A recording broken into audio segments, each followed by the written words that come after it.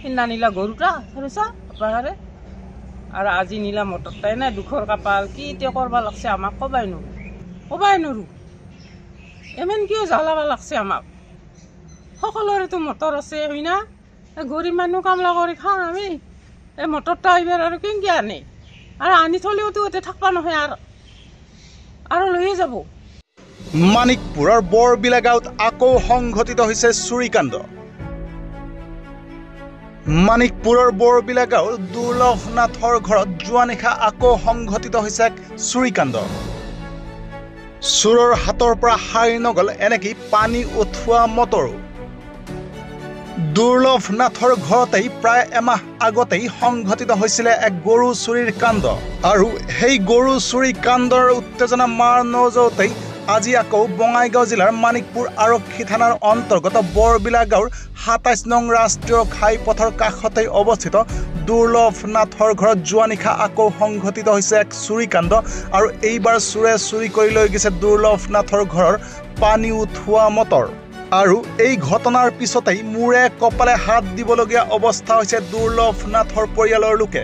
আমাৰ গৰুটা এক মাহ হল গৰুটা নিছে আৰ যোৱা ৰাতি মটৰটাও নিছে আমি চলিম কেনেকৈ গাড়ীত গাখীৰ বেছিও খাই আছিলোঁ তাকো বন্ধ কৰিলোঁ যাতে মটৰটাও নিছে থানাত ওচৰত থানা আছে থানাও একো হেৰি নকৰে আমাৰ দৰে মানুহ বাচি থকাৰ উপায় নাই আমি কি কৰিম। মোৰ নাম ৰাতুল নাথ মোৰ দেউতাৰ নাম দুৰ্লভ নাথ গাঁও বৰবিলা।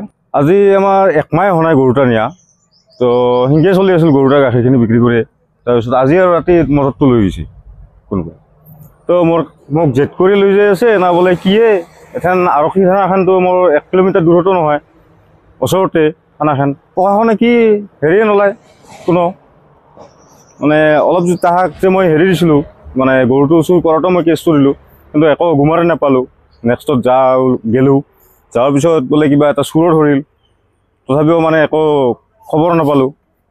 গাড়ী এখন হেৰি আছিল তো গাড়ীখনত ৰুমো পাল বোলে কিবাও পাল তাৰপিছতো মই একো খবৰ নিদিল মোক থানাৰ পৰা তো এতিয়া আৰু মটৰটোও লৈ গ'ল আৰু 2 দিন পিছত যদি মোৰ এটা চানা দাম দি আছে সেইটোও যদি লৈ যায় 2 দিন পিছত তাৰপিছত যদি দংগলটো লৈ যায় তো মোৰতো চলিব লগা একো পথে নহয় হৈছে। পুলিচৰ ইমান মানুহ নাই ঘৰে ঘৰে ডিউটি কৰিব নোৱাৰে মই জানো আৰু ডিউটি কৰিব কোৱা নাই যে ঘৰে ঘৰে আহি মাত্ৰ ডিউটি কৰে।